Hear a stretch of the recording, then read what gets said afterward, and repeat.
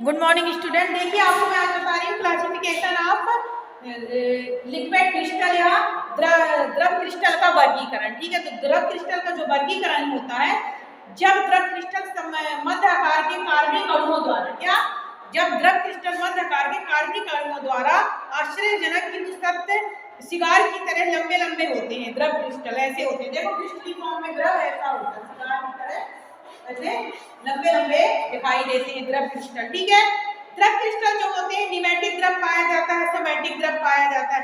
देखो स्पेक्टिल द्रव जिसे कहते हैं, स्पेक्टिल द्रव जिसे हम कहते हैं ग्रीस या साबुन जैसा जो द्रव होता है, तो स्पेक्टिल द्रव जो होता है वो ग्रीस या साबुन जैसा क्रिस्टल दिखाई देता है। यह शब्द लैटिन शब्द से लिया गया है जिसका अर्थ सफाई करने वाला, अर्थात ये वाला जो होता है ये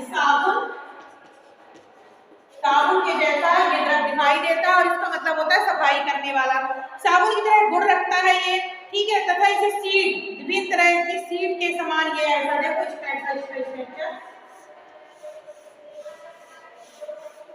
द्रव का स्ट्रक्चर ऐसा रहेगा, एक साबुन की सीड के समान दिखाई देता है। ठीक है, मतलब एक सीढ़ियों के जैसा तथा महीन में रेखाएं इसमें पाई जाती है। कौन सा? स्पेक्टिल द्रव जो होता है।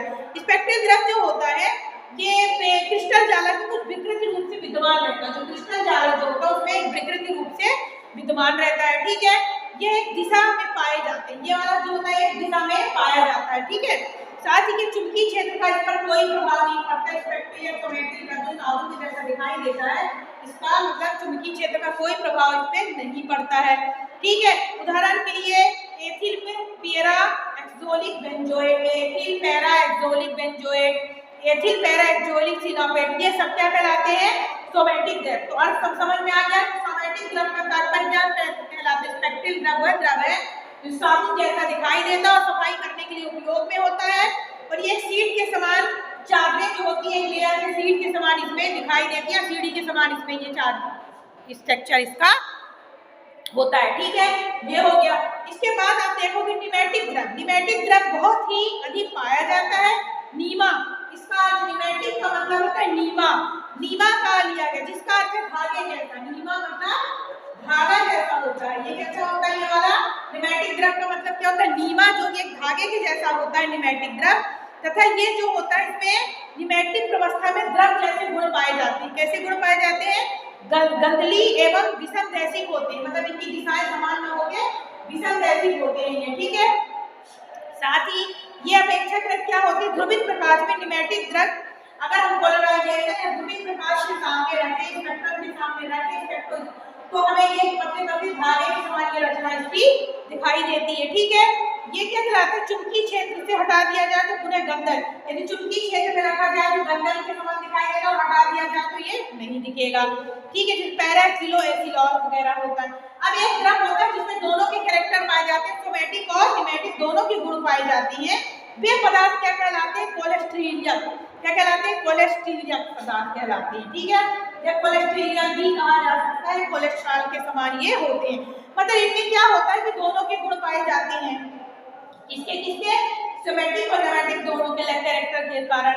इसमें क्या होता है कि 70 डिग्री, 80 डिग्री, 72, 78 डिग्री और 83 डिग्री में ये पदार्थ बनते हैं। ठीक है, कोलेस्टेरियन द्रव जो होते हैं इसे ध्रुवित प्रकाश में प्रबल रंग प्रभाव दिखाई देता है। मतलब इसमें जो दोनों का मिश्रण जो होता है जब ध्रुवित प्रकाश में दिखा जाता है तो प्रबल रंग इसमें दिखाई देता है।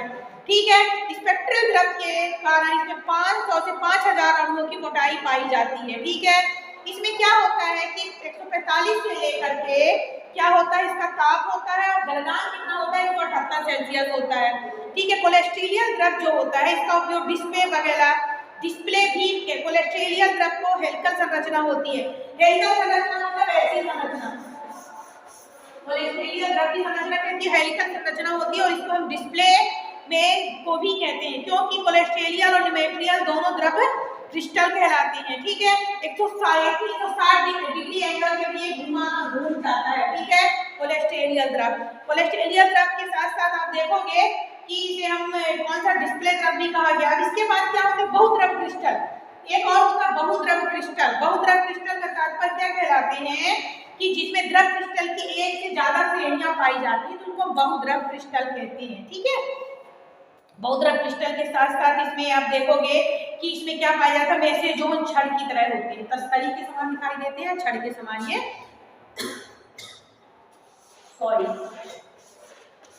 बहुद्रव ऐसे तस्तरी के समान ये दिखाई देते हैं। ठीक है, डिस्प्ले द्रव वगैरह जो होता है इसका उपयोग डायरेक्ट अक्ष की तरफ होता है, ये भी याद रखना। तो सोमेटिक न्यूमेटिक और सोमेटिक न्यूमेटिक से जो बनता है कोलेस्ट्रेलियल द्रव कहलाता है, और एक क्या होता है आपका पॉलीलिक्विड द्रव कहलाता है। ठीक है, इतना आपको समझ में आ गया कि क्रिस्टल द्रव क्या कहलाता है।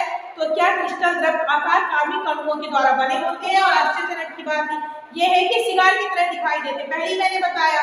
ठीक है, साथ ही मैंने क्या बताया कि क्रिस्टल द्रव जो होते हैं इनका विन्यास अतिरिक्त द्रव क्रिस्टल के लिए भी निश्चित रहता है।